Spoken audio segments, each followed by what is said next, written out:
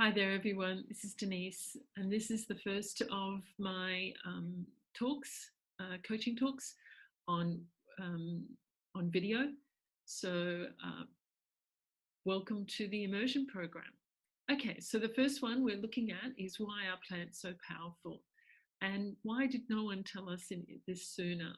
Okay, so first of all, plants are powerful. Plants can really heal our body. They are natural, they're safe, they're affordable, and in many cases they can be locally grown, so you can actually grow your own. Very simple plants that grow around us have a lot of medicinal benefits, and we can heal our bodies through eating right foods. And Hippocrates said, "Food is medicine, and let food be your medicine, and medicine be your food." And that's what we're doing basically in this course, is we're just learning how to use food as medicine, as to nourish and nurture our bodies. It's not rocket science. This is something that we all knew, but we've forgotten it as a species. We've forgotten how important our food is.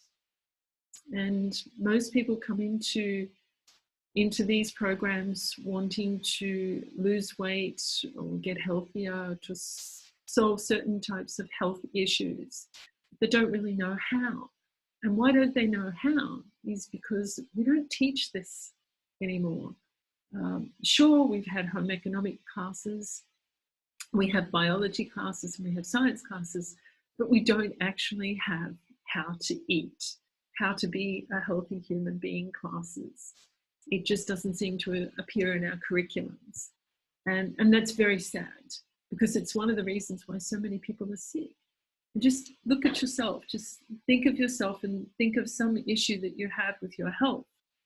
And the origins of that, almost 99%, unless it was an accident, unless you got hit by a truck or you fell off a bridge or something like that, most of the health problems that people have are from lifestyle problems, and eating is the main reason. Exercise. People who don't exercise, usually at the core of it, it's because they don't have the energy, or they find it too uncomfortable. They may be already too overweight and their joints can't take it. So it becomes very hard for them to exercise. And that's very sad, because exercising gets you out, it helps you to socialize, to meet people.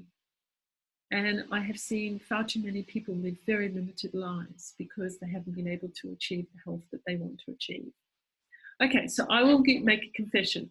I'm sitting here with my computer, and right behind it is my whiteboard. So every now and then you'll see me look across at it, and I'll pick something out so I can stay on topic. Okay.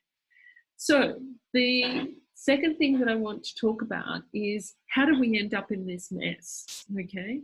Well, basically what happened was, at the turn of the century, the Industrial Revolution, people started working in factories.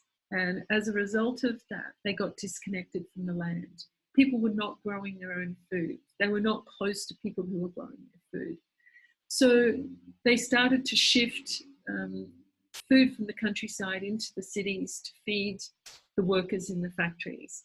Most of the factories provided meals, and it was just seen as calories, enough to keep people working, so they had the energy to keep on working. And this was also at a time that there was scientific advancement, and they started to break down what is food into some very simple elements. Let me see, it was calories, proteins, fats, and carbohydrates.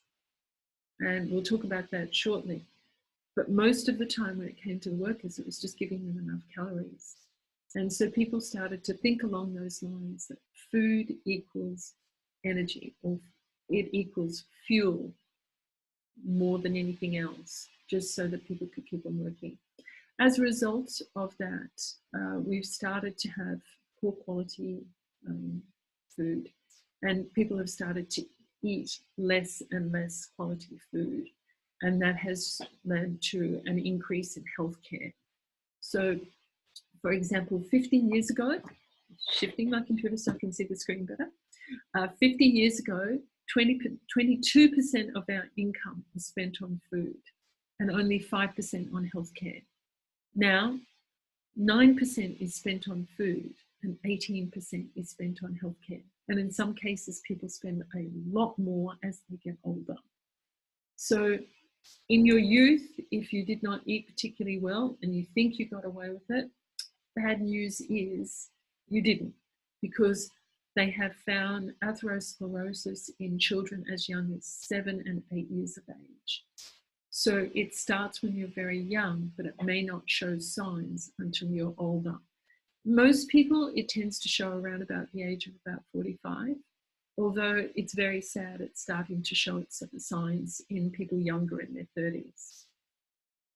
Okay, so I'm going to take my glasses off. It's actually easier to read the board. When people started working in the factories and living disconnected from the land, they had less time to prepare quality food. And I know that may sound funny, but when you're living on the land and you're surrounded by the food, people generally eat much better.